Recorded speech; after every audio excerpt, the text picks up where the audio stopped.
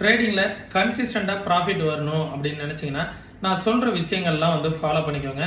Market டெய்லியும் open ஆனோன்னா 9:15க்கே trade எடுக்கணும். இந்த டைமிங்ல நான் ட்ரேடு கண்டிப்பா எடுத்தே ஆகணும். டெய்லியும் நான் ஒரு 2 ட்ரேடு எடுத்தே ஆகணும். இல்ல இத்தனை பர்சன்டேஜ் ப்ராஃபிட் எடுத்தே ஆகணும் அப்படிங்கிற எந்தவித கட்டாயத்திலையும் மார்க்கெட்டுக்குள்ளார வராதிங்க. உங்களுக்குன்னு ஒரு ஸ்ட்ராட்டஜி, உங்களுக்குன்னு ஒரு ட்ரேடிங் செட்டப், உங்களுக்குன்னு ஒரு டைம் ஃப்ரேம்ல ட்ரேட் எடுக்கிறதுக்கான ஒரு மெத்தடை கிரியேட் பண்ணிக்கோங்க. உங்களுடைய ட்ரேடிங் செட்டப்புக்குள்ளார ஒரு என்ட்ரி கிடைக்குதுன்னா மட்டும் அந்த ட்ரேடை எடுங்க. அதற்கு முன்னாடி உங்களுக்கு அட்வான்ஸா ட்ரேடு நான் எடுக்க போறேன், எனக்கு இந்த பிரேக் அவுட் ஆயிடும் அப்படின்னு நினைச்சோம் அட்வான்ஸாவும் ஒரு ட்ரேட் எடுக்காதீங்க. உங்களுடைய செட்டப்புக்கு அப்பாற்பட்டு ஒரு ட்ரேடு மிஸ் ஆயிட்டு ஒரு 5 நிமிஷம் கழிச்சு ஐயோ என்னோட ட்ரேட் மிஸ் ஆயிடுச்சு அப்படிங்கிறதுக்காக அந்த மிஸ் பண்ண என்ட்ரியை திருப்பியும் எடுக்காதீங்க.